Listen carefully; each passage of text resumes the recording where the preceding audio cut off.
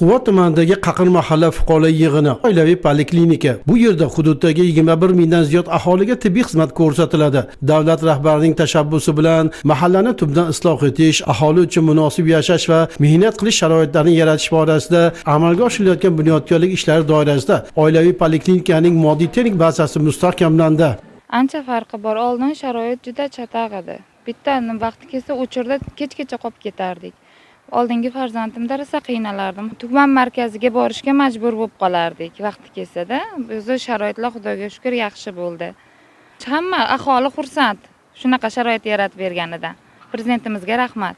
Ta'kidlanganidek, yaqingacha poliklinikada holat umuman boshqacha ko'rinishda edi. Bino eskirib, fuqarolarni qabul qilishga sharoit yetishmasdi. Bu holat o'z o'rnida ko'rsatilayotgan tibbiy xizmat sifatiga ham ta'sirini ko'rsatardi. 1,5 milliard so'm mablag' sarflanib, poliklinikada qurilish ta'mirlash ishlari olib borildi. Kerakli tibbiy asbob-uskunalar bilan jihozlandi. 6 ta yo'nalish bo'yicha tor doiradagi malakali shifokorlar faoliyati yo'lga qo'yildi. Qisqa fursatlarda sharoit tubdan yaxshilanganligidan fuqarolar mamnun. Qaqir fuqarolar yig'inida turaman. Men homiladorman. 3-farzandimga. Oldin tuman markaziga borardik.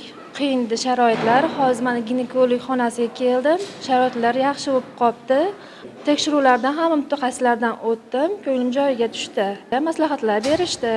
Oldingi ko'rinish poliklinikani juda xarob, tashlandiq holatga tushib qolgandi. Hozir ko'rinishi chiroyli, oppoq xonalar, sharoitlar yaxshi. Bunday sharoitlar yaratib bergan prezidentimizga katta rahmat deyman. Men mana shu yerliman. Oldingi sharoitlar yo'q edi, kesib navbat kutardik. Hozir yaxshi, mashinchalik chiroyli qilib, xonalari ko'p, navbat kutmasdan bemalol kirib chiqyapmiz. Shifokorlar yaratilgan sharoitdan ruhlandilar. Ular kasallikni davolashdan ko'ra oldini olishga e'tibor qaratishmoqda. Reja asosida xonadonbay ish tashkil etilib, aholi o'rtasida sog'lom turmush tarziga amal qilish bo'yicha tushuntirish targ'ibot ishlari olib borilmoqda.